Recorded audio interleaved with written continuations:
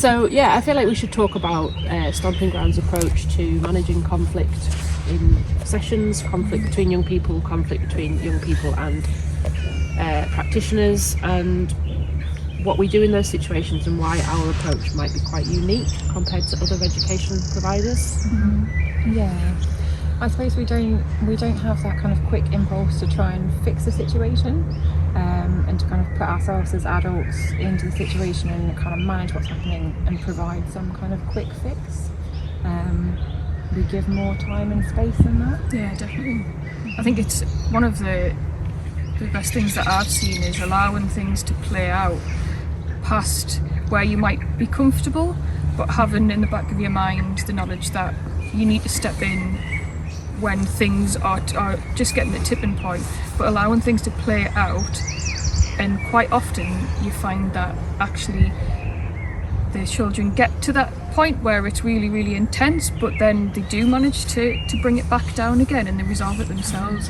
And I think adults can jump in really, really quickly and don't allow children to engage in that dance of sort of heightening and sharing their expressions and their needs, and then allowing them to be met and come to a resolution together. So I think it's really important that we stand back, but also that we know our young people, and that we know that for some young people their level might be here before they explode, and some people it might be really, really high up and they might be able to tolerate a bit more, but knowing where everybody's trigger point lies and how we can enable them to get just to that point and help them to come back down before things get too intense. Yeah, totally. It's like, I always think of it like a muscle, and you've got to be able to stretch and work that muscle to be able to use it effectively. So if you're constantly jumping in before a child has fully stretched it, they're never going to get to that point of knowing A, where the tipping point is, and B, how to flex it slightly and how to come back down again.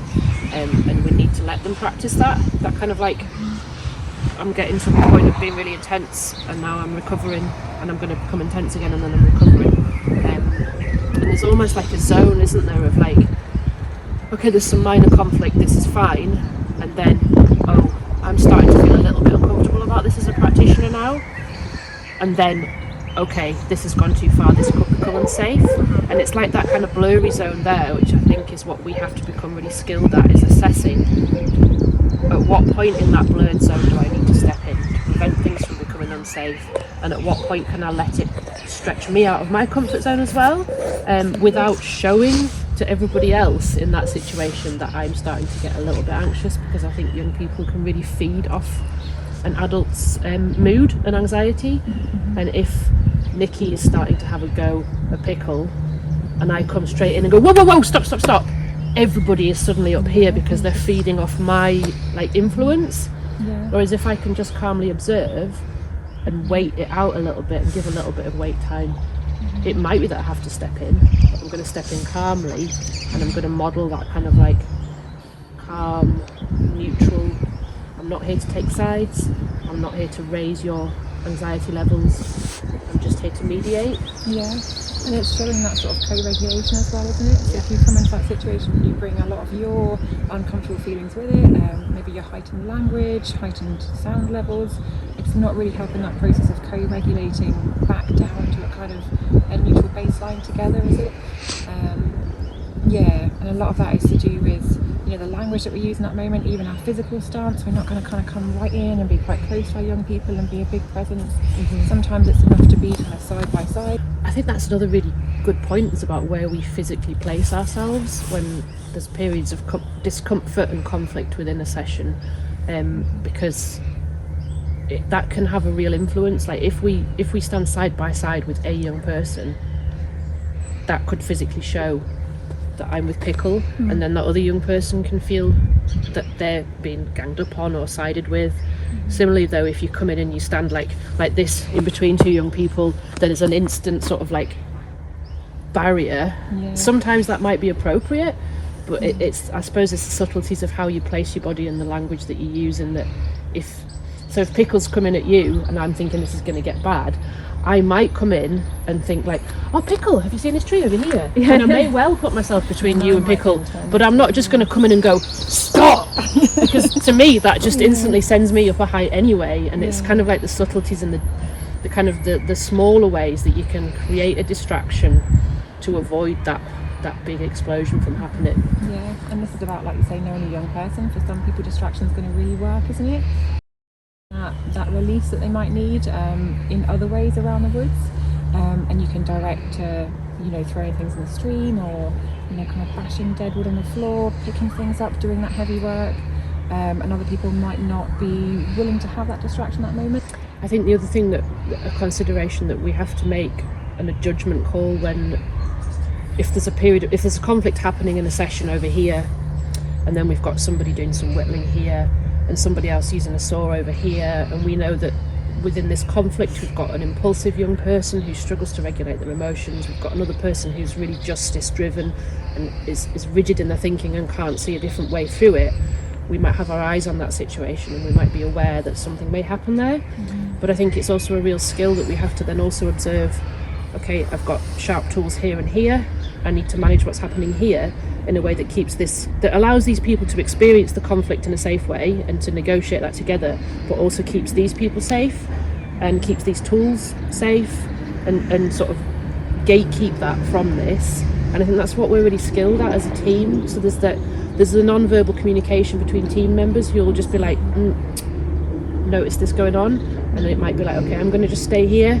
And that might be where the physicality comes in, because if that's happening here, I might just stand here observing, but what I'm doing is providing quite a subtle visual barrier between this and the whittling that's happening over here.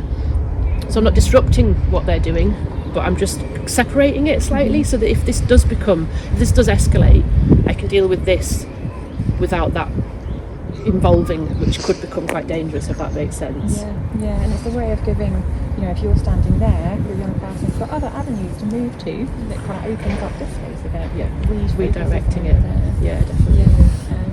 But like I say, a lot of those verbal cues are so important. I think as a staff team, we work really well doing that, don't we? We don't need to be shouting to each other like, hey, conflict over here. Yeah.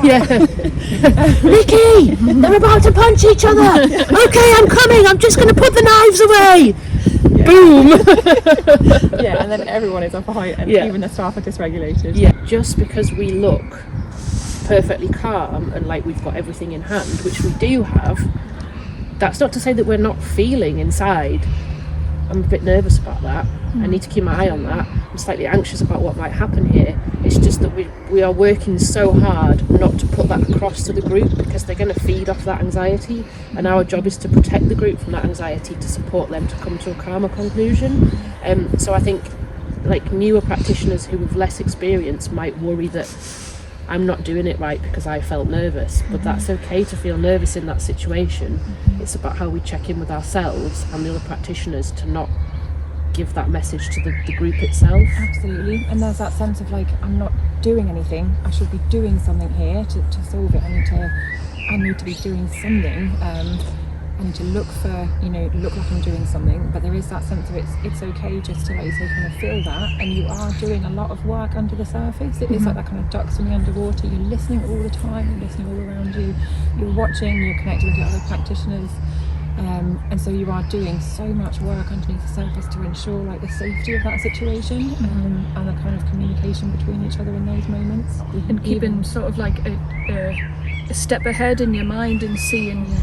Knowing your young person and knowing what can often be a pattern of dysregulation in the way that they're triggered and the way that their dysregulation moves and what might happen, just keeping a step ahead and thinking, okay, this is what's happening now.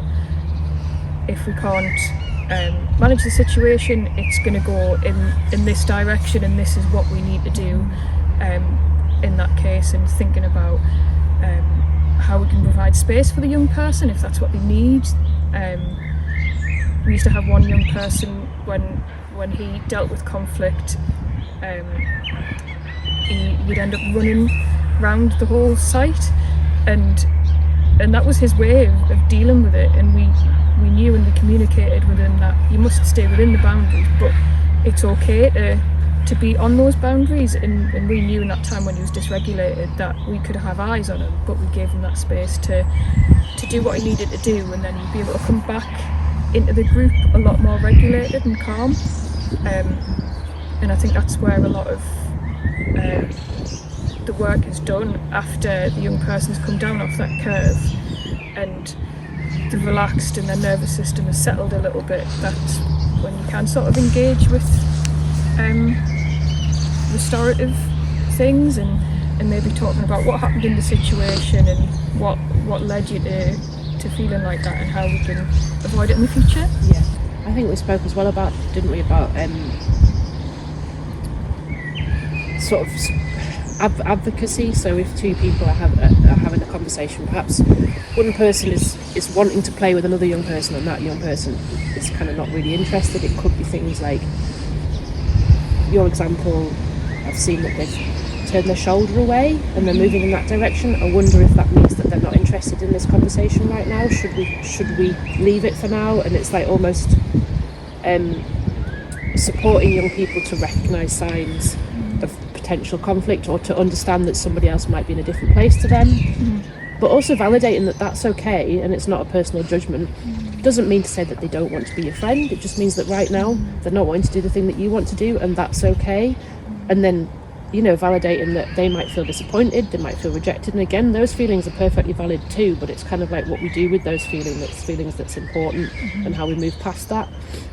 And I guess that then links into the kind of restorative stuff of like if a relationship does become frayed and two young people who have been friends start to experience that conflict, what can we do as practitioners moving forward to support repair or to support an acknowledgement that maybe you two just don't get on, and that's fine.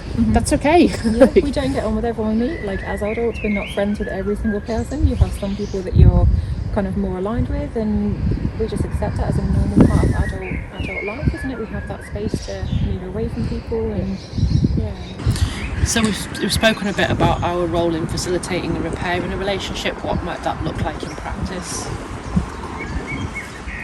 I think quite often it can be retelling what happened and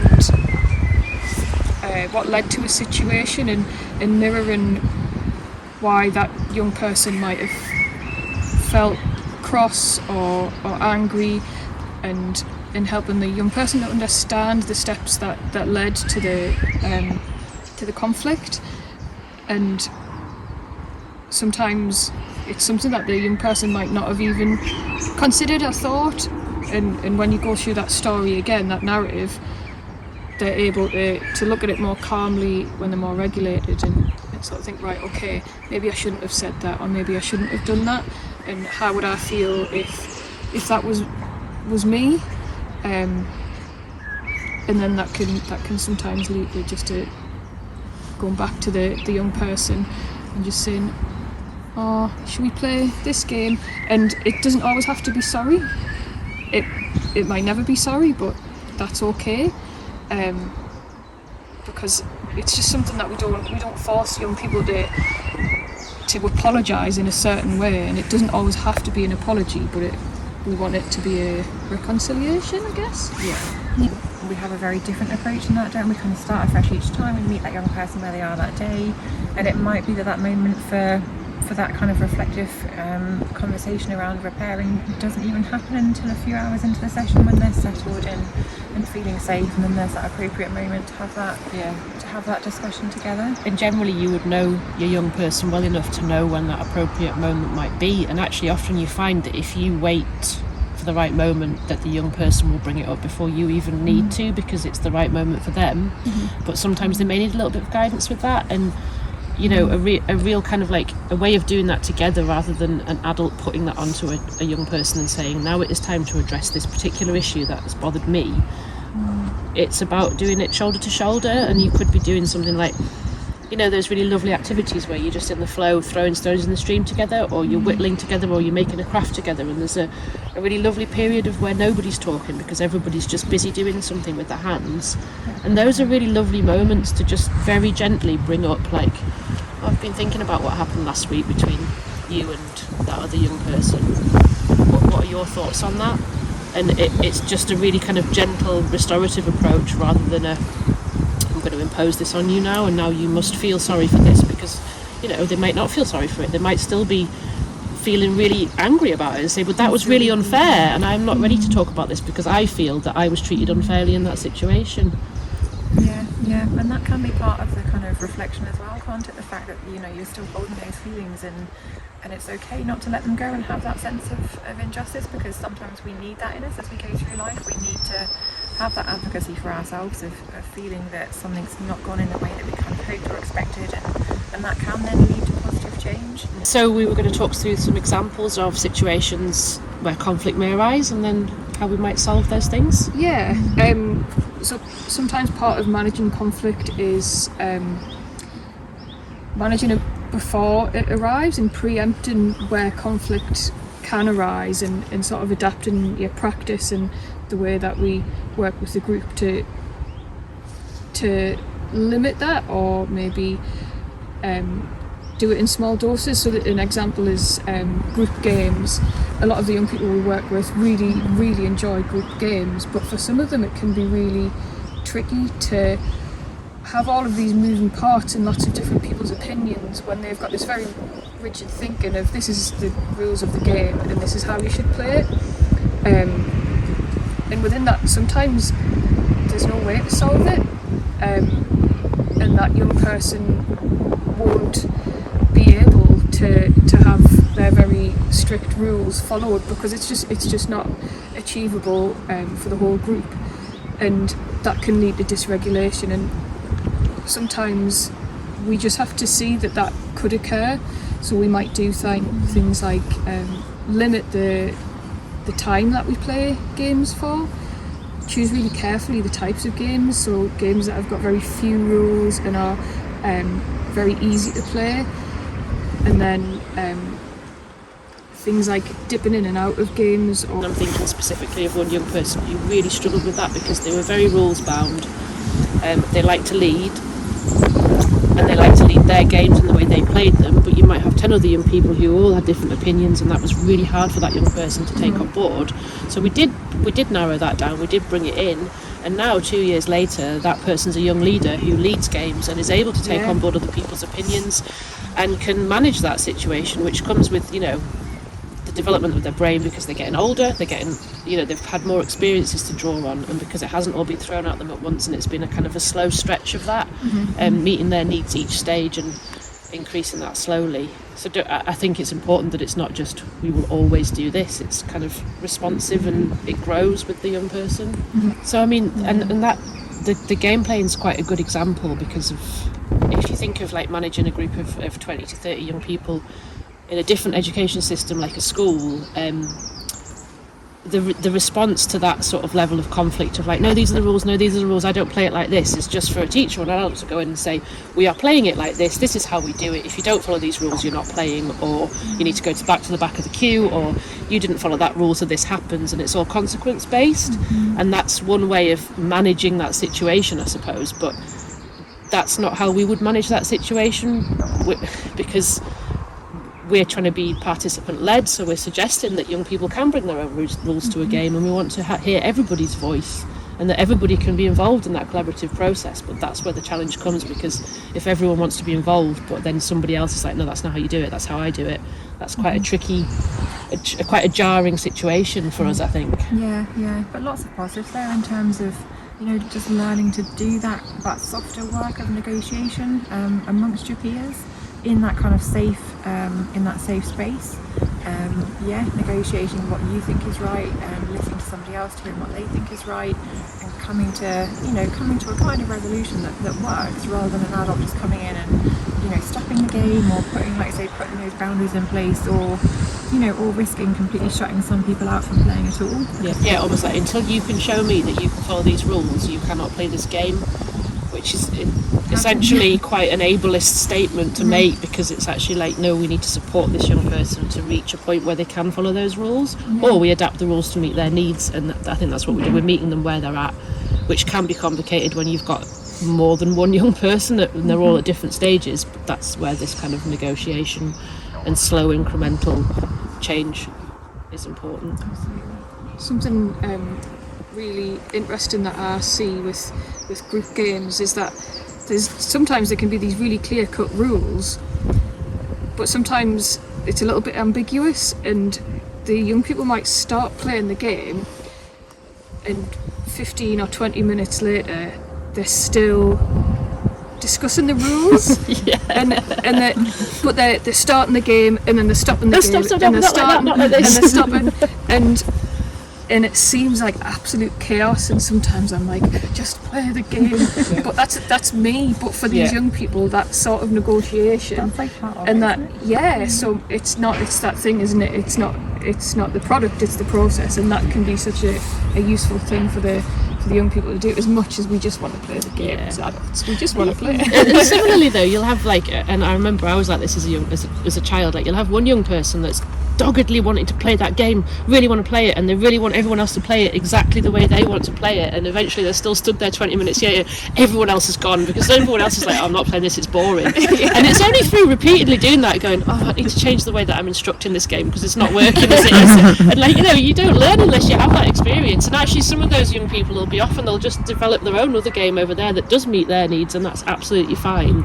And I think it's only through doing it as a young person that you start to learn different ways of doing it that involve other people, and it's flexing that muscle again, isn't it? It is, trying it, getting that practice. Jinx. Once we'd ensure that kind of we're going to enter that situation in a calm way as well, so we can do that work of co-regulating.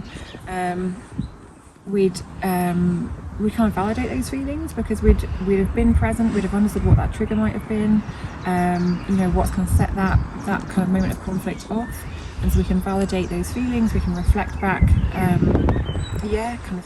things that young person is doing, the ways that we can see that they're feeling frustrated. There comes a point, doesn't there, where you realise that actually this is continuing, and there isn't anything really that we can say or do about this situation to help bring that young person back down. So we might offer reflections or validation, and nothing's sort of helping to bring them out of that. They're stuck in that level of dysregulation, aren't they? And I think that's when distraction, although it's not something that I think we if somebody falls over, like, oh, you're fine, come on then, let's go. You can't go straight to it. It depends on the young person as well, doesn't it? But it can be useful, I think, if a young person is, like you say, they're stuck there and they don't have the skills yet, they don't know how to come out of it. They probably want to be out of it, but they don't know how to yet. So it's all that to me is when distraction can be a useful tool to bring them back to onto a different path of being able to leave that behind, because they can't stop thinking about that one thing. Yeah, and it's kind of keeping them stuck there. And there's that difference between just being able to, experience feelings that are discomforting and just being able to sit with feeling uncomfortable. But then when that tips into being really quite unproductive and, like almost too difficult to sit with, and then you need that sort of bridge and someone to kind of almost like throw you that metaphorical guide rope to pull you out of it away. And like you said, like distraction might work. Validating those feelings, talking about different things, sometimes even just kind of being physically present and doing a bit of handiwork, even if that's just sort of like, chopping up a few sticks or just fiddling with things, and that can then just look at this beetle, or did you hear that bird? And it's that rope that helps them bring them out. And sometimes actually I find some of the other young people can be really wonderful ropes in that situation, because they often sense when that's happening, and they can either find themselves drawn into it, or you might bring them into it and they're like, do you want to come and play this game with me? Or they show them a craft they've made, and that's really beautiful, because then you've got that kind of like peer on peer support that happens naturally, or with a little bit of guidance. And I think often a lot of our young people also know when to kind of give that space as well, which is quite nice, when they can kind of come in and sense that that young person just wants to work with their practitioner, but at least that young person's had that validation from their peers, and they know that there are people around them when they're ready. They can kind of go back and enjoy that fold and be with friends. And I think a part of that is who might be appropriate to help this young person. It might be that they're absolutely done with adults, and actually they just need a friend that is another young person to sort of help them out of it, and sometimes some of the greatest restorative conversations that I've seen have been between peers, and it's really, really lovely. And swapping out with somebody else can be a good thing to do. Yeah. And it's okay like not to take that personally as well. It's often because you're like a trusted adult or a safe person that's almost too much sometimes, and you need someone who you don't regularly work with, just to have that, like you say, change of face to allow you to kind of move into a different emotional zone and then kind of come back and reconnect. It's like the circuit break, isn't it? It's like, okay, I'm on this loop and I just need a circuit breaker to just like re-divert it, and then we're off. And I think that's where the distraction or the change of face can come in. It's just to kind of let's just reroute this, because we keep on going down this path. It's going nowhere, and it's just, you know, they're stuck, like you said. I think there's been a couple of situations where I might be working with a young person who's dysregulated, and I'm really struggling to support them, and by a certain point it can get really, really serious between me and the young person, and it's like, well, this is a serious thing, and this is, and we do sometimes, as much as we want to try and keep things happy and positive, sometimes we do end up getting quite serious. So sometimes it's really great if like you would sometimes saunter in and just be like, oh, all right, pal, what's happening? And then that sort of like, it breaks it up for everybody, and it brings in that sort of like, oh, what's happening? And that curiosity and sort of playfulness, and that can sometimes break down that sort of anxiety and the toughness. And that's a really important point, actually, because I think sometimes people might look at what we do and just think it's all really pious and serious, but humour plays a huge part in our practice. It's just that the humour needs to be very well timed and well placed, and it needs to be humour that is sort of at the root of what we do. So like humour that isn't inclusive or uses things that could be deemed as offensive, or is just really ill placed at the wrong time and lands badly, doesn't happen. But there's many joyous, humorous moments within our sessions. Not everything's always serious and reflective and restorative. Yeah, like you say, it's that sense of like joyfulness and playfulness, and sometimes that can come through like just sharing things you're noticing, and that is enough just to change that energy. So just to be like, give a really clear example, somebody is really, really frustrated because they wanted to come and toast their brioche on the fire, but the fire's been put out because lunch is over. They're crying, they're frustrating, they're starting to throw sticks on the floor, the fire's out, and our approach usually is to validate that. You feel really cross because the fire's got out, you wanted to toast your brioche. That's rubbish. Yeah, you're really cross, you're really angry. Yeah, it's okay to feel sad about that and frustrated about that. And if that carries on, then it is like, there's nothing we can do about that now because the fire's out. So we need to acknowledge that although you're cross and angry, that isn't going to change. So can we move past it? And if they still can't move past it, we're saying that's when humour, distraction, a change of face, a different person to break that circuit might come into it. And we do see those moments, don't we, where that kind of situation would unfold, and after, like say, flexing that muscle for a while, that young person might have that thing of being like, after getting that emotion out, just, you know, within 10 or 15 minutes, you might find that they're just kind of able to move away and do something else, and just they've sat with that feeling, and that feeling is just naturally passed. And that's that really good like learning experience of feeling that and knowing that it will pass, and your emotions will change and the situation will move on, and you'll be safe throughout all of that. And it's about trying to kind of calm that fight or flight response to those in those moments, isn't it? So another example, and I think this has happened quite recently, is where we might have two young people who have got different views. They might be drawn to each other, they want to have a friendship, but they're struggling to navigate that friendship, and they're choosing to be close to each other in the hammocks, and there's discussions going on, and there's a few things there about what our role is, but also we've had external staff as part of that, and they've made comments like, well, why are you letting these two young people be next to each other if they keep arguing?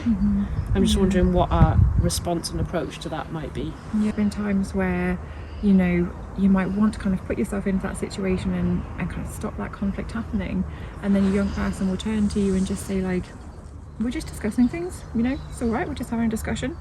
and then you realise like, no, that's kind of my thing that I've put into that situation, and I've assumed, you know, difficulty that perhaps isn't there. And then those young people are then able to kind of advocate for themselves to explain like, this is just kind of how we're discussing things, how we're working things out. And so it's just allowing those, you know, those negotiations and those, not quite conflicts, but just those kind of difficult conversations to happen, and just allowing that to take place, and stepping back and being, you know, observant and present, but not putting ourselves into that situation. And I think that's the thing where external staff can sometimes think that we're not doing enough to kind of stop a situation or prevent a situation, but it's not that sort of, we're not being preventative in every single moment, because then it kind of shuts down experience, doesn't it? It closes those walls before things even been able to be negotiated and sorted out.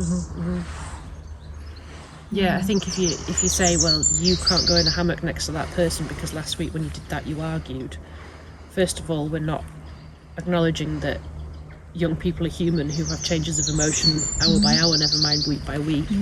Also, that all relationships have got periods of conflict within them, and that doesn't say that relationship's over. It just means that that's how it goes. And not all communication that might sound confrontational is conflict. Sometimes it is just a discussion. And how do we support a young person to learn the skills to deal with that in the future if you close it down as soon as it happens, without letting them, it's that muscle again, without letting them try it? And that's maybe that element of distraction that we're saying we wouldn't do, which is like, oh, they're starting to say, they're starting to raise their voices at each other. Nikki, let's go and play this game over here. Come on, I've got some ideas. Oh, we could do this, we could do that, we could do this, we could do that. Or how about this? And Nikki's just like, whoa, we're just having a little chat with my mate. And suddenly Nikki's getting all, I'm listening to you, and I'm going to go over there, but I want to be here, and I haven't finished the thing. I haven't resolved this little minor conflict that might have sounded heated, but actually we were just processing some stuff together. I think it's always important, from my point of view, to imagine how I would feel if somebody that was bigger than me came in when I was having a discussion with somebody that I might not agree with and tried to tell me how to do it, or tried to move me away from that situation, and I would be extremely frustrated and feel very small and feel that my voice didn't matter, and that situation hadn't been resolved. And I don't think I'd be able to leave it behind, because I'd want to go back to it to make sure that I'd said what I needed to say and then resolve that thing. Yeah, absolutely. And it's probably going to have that knock-on effect across the rest of your day, where you're going to be dysregulated, your emotions will be, a bit scattered, you probably feel unsafe, and you just don't have that kind of esteem in yourself to know that someone allowed you the power to kind of sort that thing out. I think as well it comes with experience and confidence as a member of staff to be able to say to anybody external that comes into that and questions your judgment, why are you letting these two people still have these conversations? Why are you not separating them? You've got to have the confidence to say, because these young people won't learn how to have these conversations in a safe way unless we give them an opportunity to practice. And my role is to give them that chance to practice these really important skills. And it can be difficult to advocate for that, but we do need to. Yeah, that's really important. I don't think we'd expect that sort of, treatment as an adult. So we shouldn't really expect our young people to not have that space to do that.